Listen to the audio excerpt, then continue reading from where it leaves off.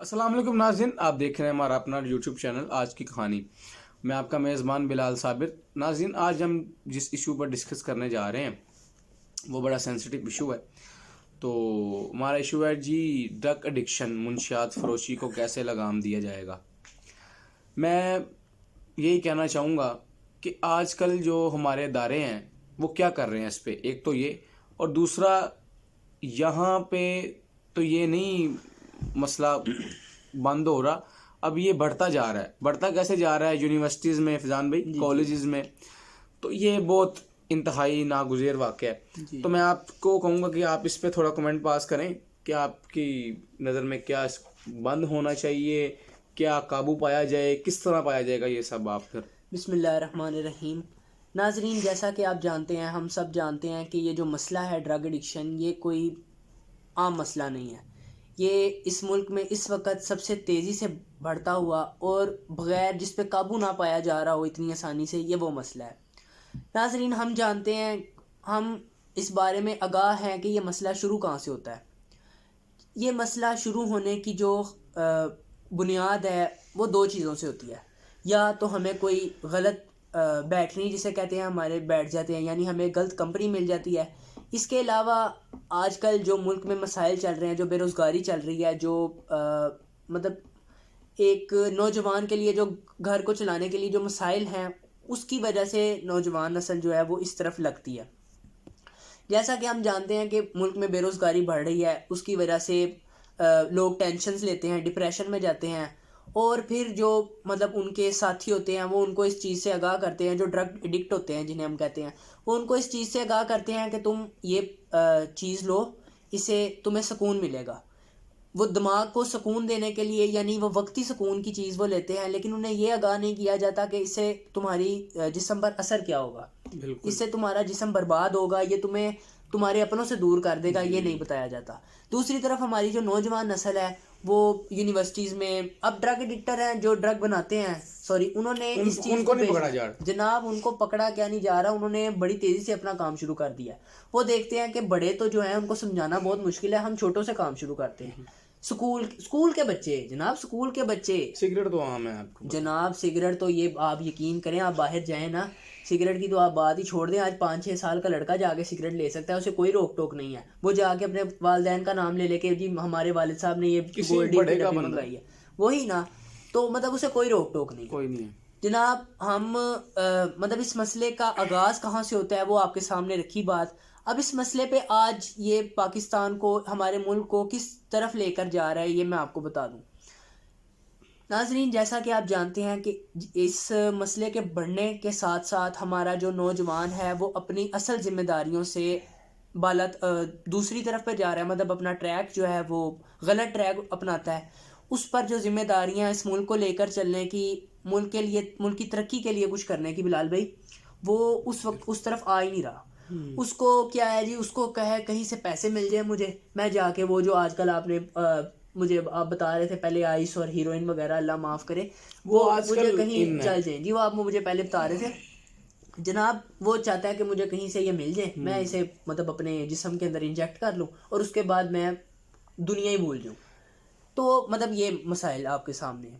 فیضان بھائی، میں یہ بھی جاننا چاہوں گا جی کہ دیکھیں، ایک ماں ہے، اس کا بیٹا نوجوان ہے، جی وہ اگر نشے کی لت پہ لگ جائے تو تباہ و برباد ہے. ٹھیک ہے، بات ہے، بے شک. تو ہمارے ادارے کیا کر رہے ہیں اس پہ؟ یہ دکانوں سے بھی شراب ہر چیز مل رہی ہے. بے شک، صحیح ٹھیک ہے، ہوٹلوں پہ تو اب جانے کی ضرورت ہی نہیں نہ پڑتی. صحیح بات. سگریٹ ہو گیا، یہ اور بھی کئی قسم کے، اب نام تو مجھے نہیں آتے. تو میں یہ کہنا چاہوں گا اپنے اداروں سے بھی، اور آپ کو بھی یہ کہنا چاہوں گا کہ آپ بھی اس پہ کمنٹ پاس کیے، کیا ہمارے ادارے کتنا کام کر رہے ہیں، کتنا قابو پا لیا گیا ہے.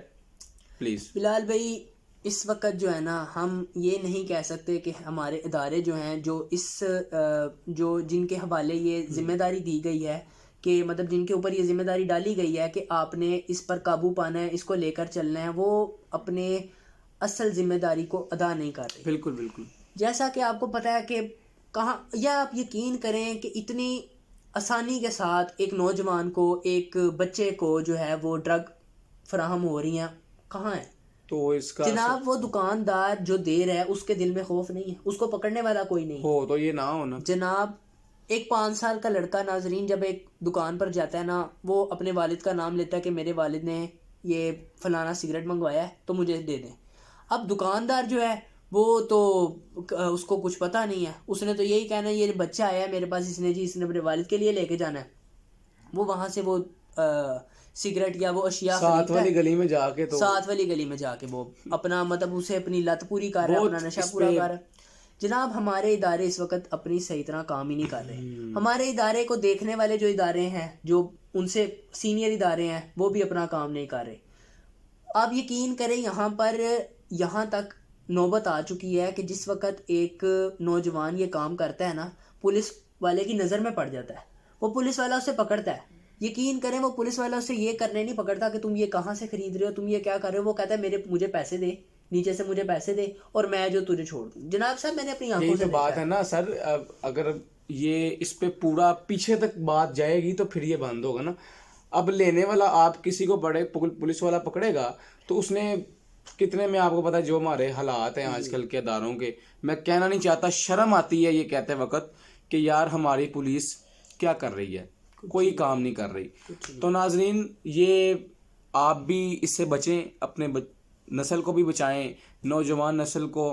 یہی دعا ہے کہ اللہ پاک ہدایت عطا فرمائیں ان لوگوں کو جو یہ چیزیں کر رہے ہیں. ہمارے ناظرین صرف کوشش کرنا شروع کر دینا. دیکھیں کوشش تو مطلب آپ تھوڑی سی کوشش کریں, آپ ایفرٹ لگائیں. ہمارا دکاندار جو ہے وہ صرف بچے کو اتنا ہی کہہ دے کہ تم اپنے والد کو بھیج دو, تو یہ کام ایک بیچنے والوں پہ مطلب ایک بچہ اپنے اندر یہ چیز ٹھان لے, ایک نوجوان اپنے اندر ایک چیز ٹھان لے کہ یہ چیز غلط ہے, میں نے یہ چیز نہیں کرنی, تو وہ بہتری کی طرف آ سکتا ہے. جو ہمارے ریہیبلیٹیشن سینٹرز ہیں, جو اس چیز سے مطلب جو نشے میں اساس کلینک وغیرہ اس طرح کے ادارے, وہ تھوڑا سا اپنا کام, وہ اداروں میں بھی یہ بھی میں نے آپ سے سوال ابھی اس پر لوں گا کہ فضان بھائی میرے سننے میں یہ آیا کہ پہلے تو وہ جب شہباز شریف کا دور تھا, نواز شریف کا دور تھا 2018 میں, تو وہ فری تھا. اور جب سے یہ ہمارے کپتان صاحب جو ہیں وہ حکومت میں آئے ہیں تو اس پر بھی ٹیکس لگا گئی ہے. مثال کے طور پہ اگر وہ 5,000 لیتے تھے نا تو اب وہ 20,000 روپیہ لے رہے ہیں.